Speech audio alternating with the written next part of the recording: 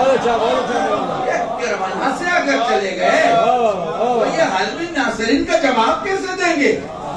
یہ تو کربلا کے لیے نہیں آئے، یہ تو حسین کے لیے آئے ہیں۔ کربلا تو ایک منزل ہے، جس منزل پہ ملاقات کریں گے حسین سے، منزل ہی چھوڑ دیں گے تو ساتھ کیسے دیں گے؟ ہم نے دیکھا کہ لوگوں نے ہمتوں کی انتہا دیکھی بھائی، ہمتوں کی انتہا۔ اب ہمتوں کی انتہا بھی سمجھ لیجئے کیسی تھی۔ گھر والے فون کر رہے تھے، بہن فون کر رہی بھائی کو، حالات کیسے ہیں؟ وہ کہہ رہا ہے سب ٹھیک سب ٹھیک ہے۔ باپ کہہ رہا ہے بیٹے کو حالات کیسے ہیں؟ وہ کہہ رہا ہے سب ٹھیک ہے۔ بیوی پوچھ رہی شوہر سے حالات کیسے ہیں؟ سب ٹھیک ہے۔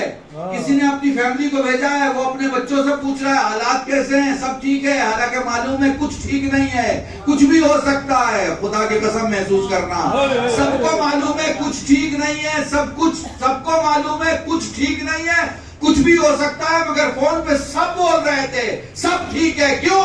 کیونکہ جب حسین سامنے کھڑا ہو تو یقین ایسے ہوتا ہے۔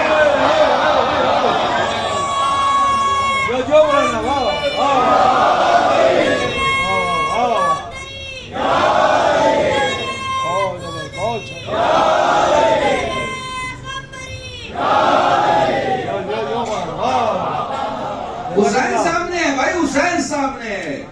جب حسین سامنے ہو تو بھروسہ اس قدر ہوتا ہے، حسین سامنے ہو تو اطمینان۔ ہمیں پیسوں پہ بھروسہ نہیں رہتا، ہمیں گاڑیوں پہ بھروسہ، کوٹھیوں پہ بھروسہ نہیں رہتا۔ دیکھو نا، میری تقریر کا ایک جملہ ہے کہ ایک ماں کا بچہ اگر پھنسا ہوا ہو اور اس سے آپ کہیں گے کہ میں آپ کے بچے کو نکلوا سکتا ہوں یہاں سے، اور آپ اس سے پوچھے کیسے، وہ پوچھے کیسے نکلوائیں گے، وہ فلاں آدمی ہے ان کے پاس 10 کروڑ روپیہ ہے، وہ فلاں آدمی ہے ان کے پاس 20 کروڑ روپیہ ہے، وہ نکال دیں گے، بڑی پہچان ہے، بڑا کانٹیکٹ ہے، بڑے آدمی ہیں، وہ نکال دیں گے۔ اسے 10 کروڑ پر بھروسہ نہیں ہوگا، لیکن اگر میں کہوں کہ 2 روپے کی امام ضامن سے بچ جائے گا،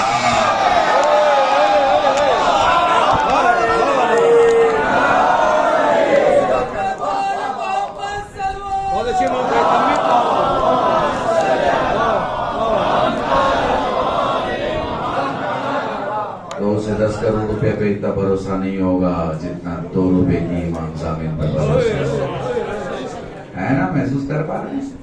تو عزیزان محترم، اس سفر عشق میں ہم نے دیکھا لوگوں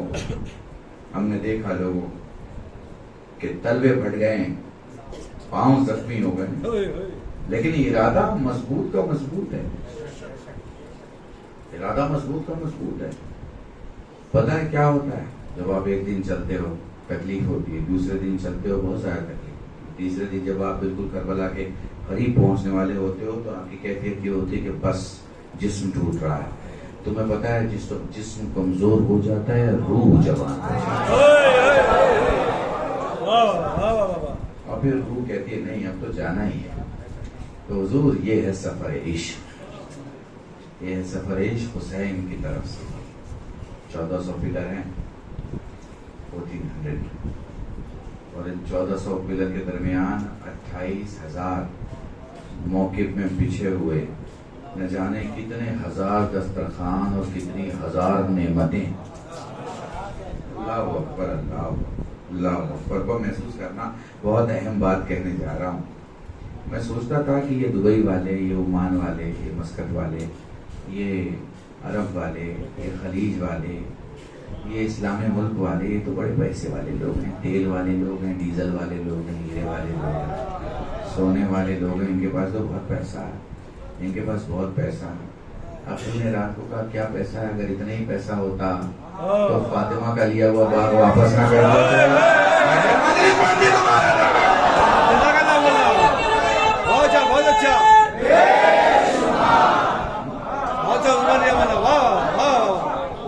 کیا پیسہ، کاہے کا پیسہ، کتنا پیسہ؟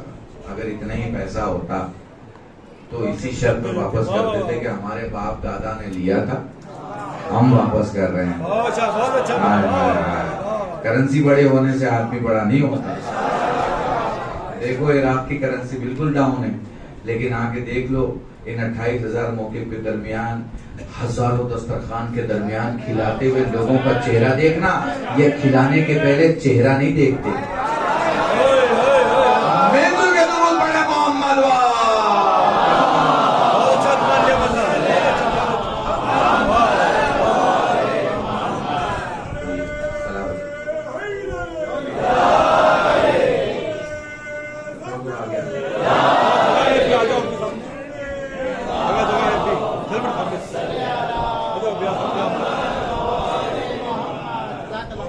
آپ دیکھ رہے ہیں سفر عشق ہے، یہ سفر عشق اتنا آسان نہیں، مگر یہ بھی طے ہے کہ پیسے والوں کا سپنا نہیں ہے، جیب میں پیسہ ہے تو آپ چلے جائیں گے نہیں، جسے حسین چاہیں گے وہی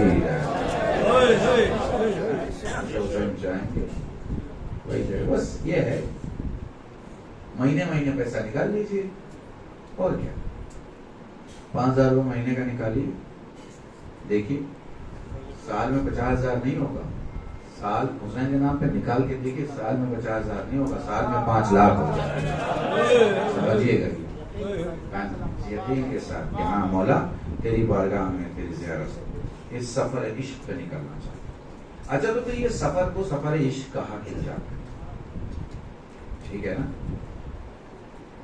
تو اب اسے سمجھ لیجئے گا، پہلی منزل تو میں نے آپ کو سنا دی، اب دوسری منزل سمجھ لیجئے کہ اس سفر کو سفر عشق کہا کیا جاتا ہے۔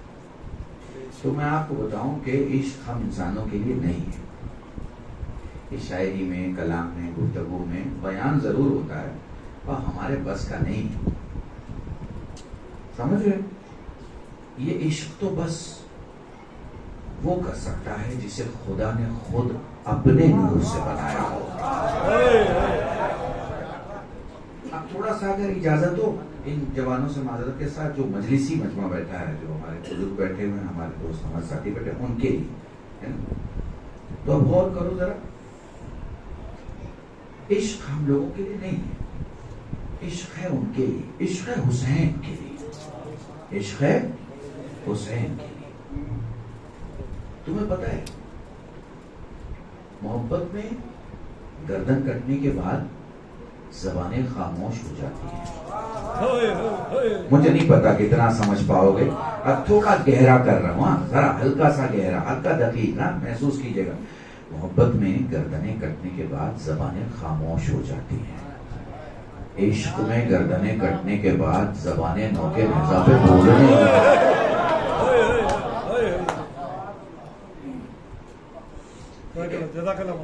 محسوس کرنا، دیکھو مجھ پہ کچھ چیزیں بیان کرنا واجب بھی ہے، ذمہ داری بھی ہے، اس سے سمجھتے رہنا، ٹھیک ہے؟ تو یہ عشق نا ہم انسانوں کے بس کی بات نہیں ہے، یہ عشق صرف حسین کا، اور وہ بھی خدا کے لیے۔ اچھا تو اس میں خاص بات کیا ہے؟ بھائی خاص بات یہ کہ جو دنیا کی محبتیں ہیں نا، جو دنیا کی محبت ہے، مثلا میاں بیوی کی محبت ہے، ان سے پوچھو کتنی محبت ہے، کہتے ہیں صاحب ہماری محبت تو گلی میں سب سے اچھی، شہر میں سب سے اچھی، اسٹیٹ میں سب سے اچھی، شہر ملک میں سب سے اچھی، لیکن جب اللہ ان کو اولاد دے دیتا ہے اور پھر ان سے پوچھو کہ آپ کی محبت بڑی یا اولاد کی،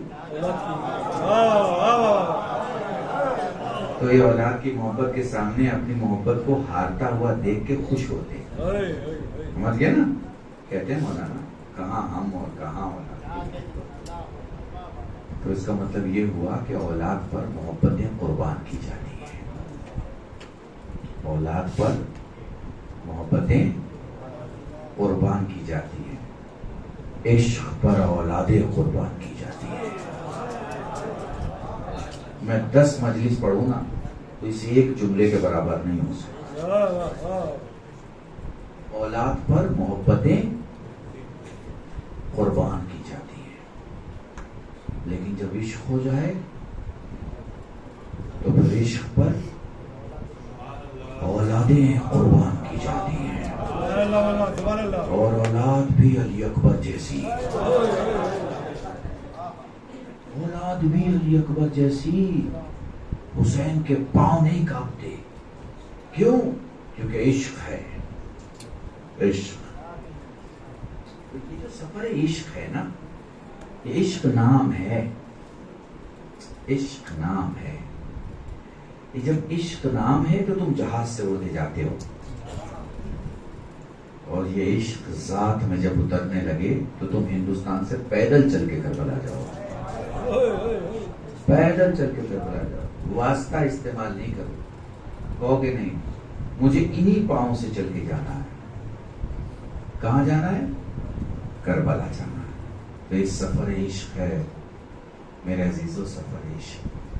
اچھا کئی چیزیں حل ہوتی ہیں کربلا جب آپ جاتے ہیں، کربلا جا کے آپ کو دکھتا ہے کہ کس کا سکہ چلتا ہے، محسوس کیجئے گا ہے نا. کربلا جا کے آپ کو دکھتا ہے کہ کس کا سکہ چلتا ہے. نہیں, پلٹ رہا ہوں جملہ تاکہ آپ اور نزدیک سے محسوس کر سکیں. دنیا کے بادشاہوں نے کیا کیا؟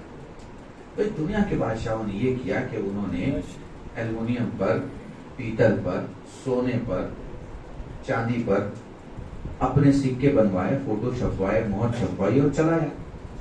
جب تک بادشاہ سلامت تھے تب تک سکہ تھا. بادشاہ چلے گئے, سکہ چلا گیا. اب جاگا, اب آپ نے سمجھا میں کیا کہہ رہا ہوں, ہے نا. ٹھیک ہے, محسوس کر پا رہے ہو, محسوس کر پا رہے ہو کہ جب تک بادشاہ تھے تب تک سکہ تھا. بادشاہ چلے گئے, سکہ چلا گیا. چاندی کا ہے وہ بھی چلا گیا, سونے کا ہے وہ بھی چلا گیا, پیتل کا ہے وہ بھی چلا گیا, تانبے کا ہے وہ بھی چلا گیا. جس بھی قیمتی چیز کا سکہ تھا, بادشاہ گئے, سکہ چلا گیا. بادشاہ گئے, سکہ چلا گیا. مگر مجھے اس منبر کی قسم ہے, غدیر سے لے کے اربعین تک کربلا جا کے پتہ چلتا ہے بادشاہ بھی زندہ ہے, سکہ بھی زندہ ہے. مل جل کے درود پڑھے محمد.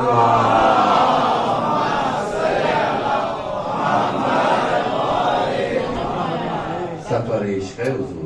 یہاں پتہ چلتا ہے کس کا سکہ چل رہا ہے. اچھا اسے اور بھی دیکھیں, ذرا سا اور نزدیک جا کے دیکھیں. کئی پروگرام ہوتا ہے, 500 لوگ ہیں آپ سنبھالتے ہیں, 5000 لوگ آ گئے تھانہ سنبھالتا ہے, مجمع تھوڑا اور بڑھ گیا آرمی آ کے سنبھالتی ہے. ہوتا ہے نا, یہی ہوتا ہے نا, ہے نا, ہوتا ہے نا. 500 کو آپ نے سنبھال لیا, 5000 کو تھانے نے سنبھال لیا, بڑھ گیا تو آرمی نے سنبھال لیا. جب 5 کروڑ کا مجمع کربلا میں آ گیا تو ہمیں کوئی پولیس نہیں دکھائی دے رہی ہے, ہمیں کوئی آرمی نہیں دکھائی دے رہی ہے, ہمیں کوئی آرگنائزیشن نہیں دکھائی دے رہا, ہمیں ایران اور عراق کا دعویٰ نہیں دکھ رہا ہے کہ ہم سنبھال رہے ہیں. تو پھر سنبھال کون رہا ہے؟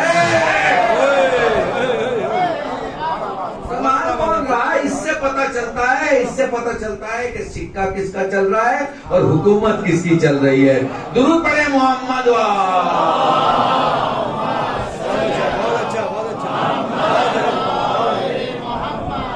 محسوس کیا ہو رہا ہے؟ یہ ہے کربلا, یہ ہے سفر عشق. اور یہ سفر عشق حسین تک آپ کو لے کے آتا ہے. حسین جو اپنی بارگاہ میں شخصیتیں بناتے ہیں, حسین جسے ایک لمحے کے لیے قبول کر لیں وہ حر بن جاتا ہے. حسین کیسے ہوتا ہے, کیسے ہوتا ہے؟ بس جلدی جلدی 2-3 باتیں اور رہتے حسین کیسے ہوتا ہے, شخصیتیں کیسے بنتی, حسینی لوگ کیسے بنتے ہیں, مولائی لوگ کیسے بنتے ہیں, یہ کیسے بنتے ہیں اسے سمجھیں. ان کے لیے 6 چیزوں کی ضرورت ہے. کتنے چیزوں کی؟ 6 چیزوں کی. بس یاد رکھنا تاکہ پوری مجلس بھی بھول جاؤ تو یہ 6 یاد رہے گی. 6 چیزوں کی ضرورت. پہلے ماں باپ کی ضرورت ہے. ماں باپ پاک اور طاہر ہوں تو بیٹا یا بیٹی حسینی بنتے ہیں. ماں باپ کا طاہر و پاکیزہ ہونا ضروری ہے. دوسرا علم ہونا بہت ضروری ہے. علم ہوگا تو بچہ حسینی ہوگا. ٹھیک ہے. تیسرا تربیت ہونا ضروری ہے. تربیت ہوگی تو بچہ حسینی ہوگا. تیسرا تربیت ہو گیا. چوتھا تلقین. ہماری پرابلم کیا ہے, ہم نے تلقین مردوں کے لیے رکھ دی ہے. میں نے بڑا جملہ کہا ہے. ہماری پرابلم کیا ہے, ہم نے تلقین مردوں کے لیے رکھ دی. تلقین مردوں کے لیے ہی نہیں ہے, تلقین زندوں کے لیے بھی ہے. وہ جو تمہاری دادی سمجھا رہی ہے, وہ جو تمہاری ماں سمجھا رہی ہے, وہ جو تمہارا باپ, بڑا ابا, تمہارا چچا, تمہارا دادا سمجھا رہی ہے, کیا ہے؟ تلقین ہی تو ہے نا. بزرگوں کی تلقین سے لے کے قبرستان میں مولوی کی تلقین تک. خدا کی قسم اگر تم نے زندگی میں عمل شروع کر دیا تو پھر حسینی بننے سے تمہیں کوئی روک نہیں سکتا. اس سے اگلی منزل کیا ہے؟ اس سے اگلی منزل ہے تقلید. ہاں, یہ ذہن میں رکھو. تلقین کے بعد کیا ہے؟ تقلید. تقلید اگر ہے تو تمہیں حسینی بننے سے کوئی نہیں روک سکتا. اب اس میں کوئی آ کے تم سے کہہ سکتا ہے کہ بھائی میں تقلید نہیں کرتا مثلاً, یا وہ تقلید کے خلاف گفتگو کرے. اگر وہ تقلید کے خلاف گفتگو کر رہا ہے یا یہ کہے کہ میں تقلید نہیں کرتا, تو سمجھ جاؤ کہ اس کے دماغ میں آ نہیں رہی ہے بات. آ رہی ہوتی تو یہ نہ کہتا. تو اب تمہاری ذمہ داری کیا ہے؟ اسے سمجھانے کی ذمہ داری, اس سے یہ کہنے کی ذمہ داری ہے کہ بھیا اگر کینسر ہو جائے تو بخار کی دوا کھاؤ گے.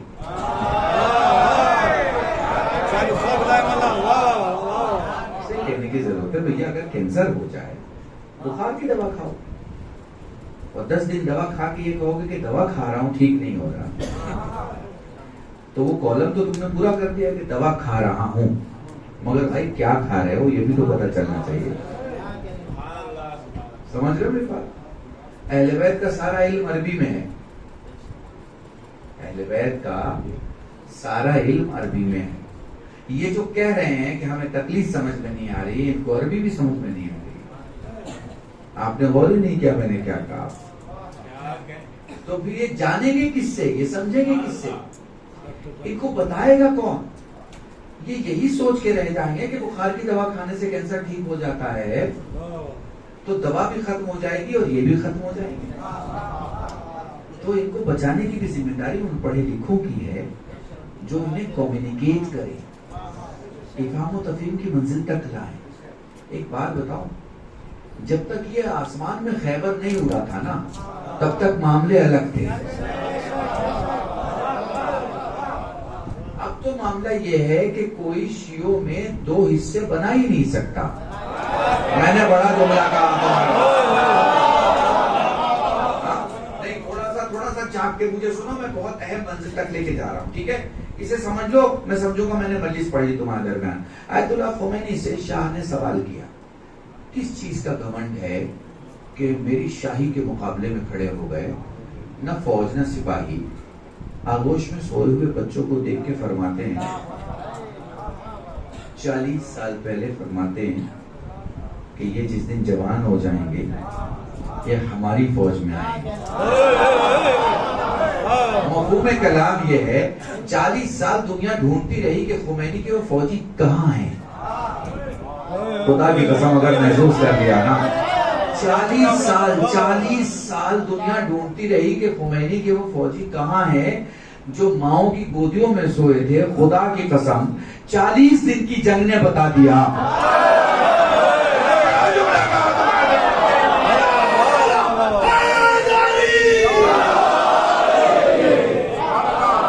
40 دن کی جنگ نے بتا دیا کہ ہم نے پچھلے 40 سال خیبر منبروں سے پڑھا, اور جب وقت آیا تو خیبر آسمان پہ بھی نکال دیا. پڑھے محمد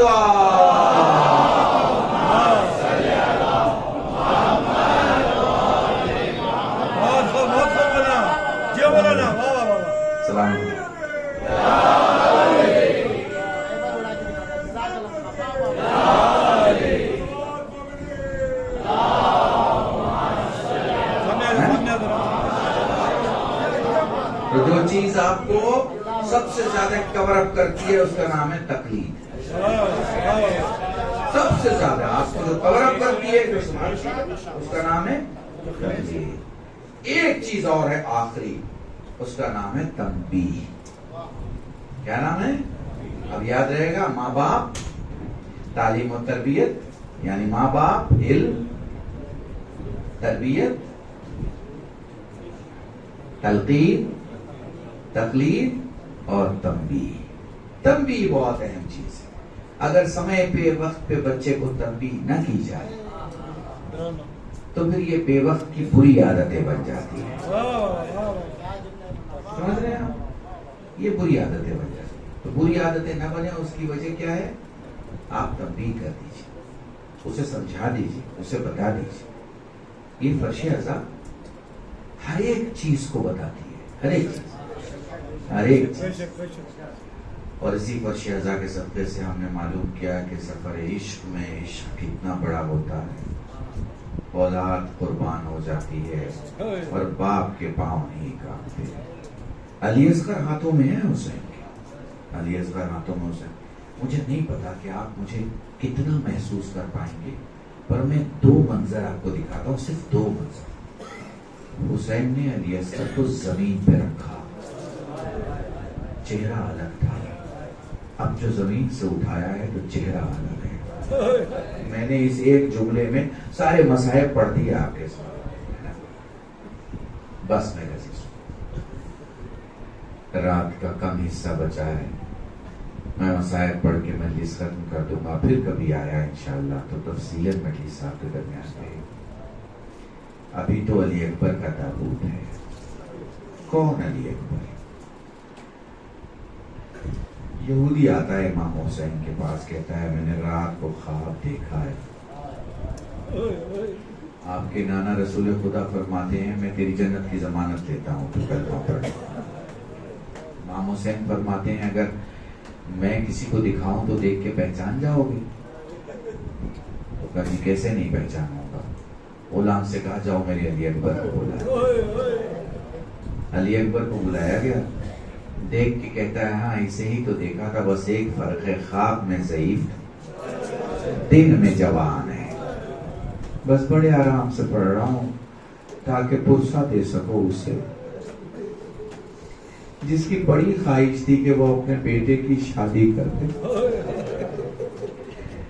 جزاکم اللہ، جزاکم اللہ۔ آپ کو پتہ ہے جب آپ بہت کریا کرتے ہیں نا تو آپ کا مولا سید سجاد اپنے ہاتھوں اپنے کونیوں کے بل جھک کے آپ کا چہرہ دیکھ کے کیا کہتے ہیں معلوم؟ آپ کا چہرہ دیکھ کے کہتے ہیں چاہنے والے تو نے خطیب سے روایت سنی ہے میرے اکبر کو گھوڑے سے گرتے نہیں دے گا۔ جزاکم اللہ، خدا تمہیں کوئی غم نہ دے سوائے غم سید الشہداء۔ بڑے آرام سے سنو، 4 روایتیں پڑھوں گا، مجلس تمام ہو جائے گی، جتنا دل کرے اتنا ماتم کر لینا، تمہارا وقت کا امام تمہیں دیکھ رہا ہے۔ علی اکبر کی پہلی روایت سنا رہا ہوں۔ مدینے سے قافلہ نکلا، حسین کے ساتھ ساتھ علی اکبر، پہلی رات گزری، صبح اٹھے اپنے بابا سے فرماتے ہیں بابا میں نے خواب دیکھا۔ بیٹا کیا خواب دیکھا؟ بابا میں نے دیکھا تیرا بایاں بازو کٹ گیا، تو نے ٹھیک دیکھا میرا عباس مارا جائے گا۔ بابا میں نے دیکھا تیرا دائنا بازو بھی کٹ گیا، کلائی تھام کے فرمایا علی اکبر دھیرے بول تیری ماں سن رہی ہے، بیٹا تو مارا جائے گا۔ جزاکم اللہ۔ جب بھی رویا کرو بابا سے بلند رویا کرو، یہ نہ دیکھا کرو تمہیں کون دیکھ رہا ہے۔ آپ کو معلوم ہے سید سجاد سے پوچھا گیا مولا کیسے روئیں؟ فرمایا آنسو کا وہ قطرہ جو آنکھوں میں رہ جائے مومن کا، جو آنکھوں سے باہر آئے صالحین کا، جو داڑھی کے بال تک آئے انبیاء کا، جو سینے تک آئے ہم اماموں کا۔ سائل کہتا مولا جس میں آواز بلند ہو جائے، فرمانے لگے میری دادی فاطمہ زہرا۔ اس لیے جب بھی رویا کرو بابا سے بلند رویا کرو، یہ نہ دیکھا کرو تمہیں کون دیکھ رہا ہے۔ جزاکم اللہ، خدا تمہیں کوئی غم نہ دے سوائے غم سید الشہداء کے۔ بولو علی اکبر نے ہاتھوں کو جوڑا، بابا مرنے کی اجازت دے دے۔ فرمانے لگے لال جا اپنی پھوپھی سے اجازت لے لے۔ پھوپھی کے پاس آئے، پھوپھی نے گفتگو سنی، پھوپھی سمجھ گئی، کھڑی ہو کے فرماتی جا میرے لال اپنی ماں سے اجازت لے لے۔ علی اکبر اپنے ماں کے خیمے کے قریب پہنچے، اماں سلام۔ جب تک علی اکبر نہیں آئے تھے لیلا کو دکھائی دے رہا تھا۔ ایسا کہتی ہیں جیسے علی اکبر نے کہا اماں سلام، بیٹے کی پہلی بار آواز ماں کہتے ہوئے سنی، لیلا دروازہ ڈھونڈنے لگی۔ لیلا دروازے پہ آئی، ہاتھوں کے چلو میں چہرے کو لے کے کہتی ہیں میرے لال تو نے پہلی بار مجھے ماں کہا ہے، مانگ کیا مانگنا چاہتا ہے؟ اماں مرنے کی اجازت دے دے۔ فرمانے لگی مانگا بھی تو موت کی اجازت مانگی۔ جزاکم اللہ، جزاکم اللہ۔ بولو علی اکبر کو اجازت مل گئی۔ زینب کے قریب آ کے ام لیلہ فرماتی ہے، ام لیلہ فرماتی ہے شہزادی میں اپنے بیٹے کو موت کے لباس میں گھوڑے پہ بیٹھ کے چاہتے دیکھنا چاہتی ہوں۔ علی اکبر کا گھوڑا خیمے کے بابین بلایا گیا، لایا گیا، اکبر گھوڑے پہ سوار ہوئے، اکبر گھوڑے سے باہر نکلے، اکبر کا گھوڑا دھیرے دھیرے چلا، حسین دھیرے دھیرے چلے، اکبر کا گھوڑا تیز چلا، حسین تیز، اکبر کا گھوڑا دوڑنے لگا، چادر سنبھالے، پسلیوں پہ ہاتھ رکھے، ایک بی بی اکبر کے پاس آ کے کہتی لال ٹھہر، میرا حسین آ رہا ہے۔ جزاکم اللہ۔ اکبر گھوڑے سے زمین پہ آ کے پوچھنے بابا آپ نے ہی خدا حافظ کیا تھا، بابا پیچھے پیچھے کیوں آ رہے؟ لال اگر تو صاحب اولاد ہوتا یہ سوال نہ کرتا۔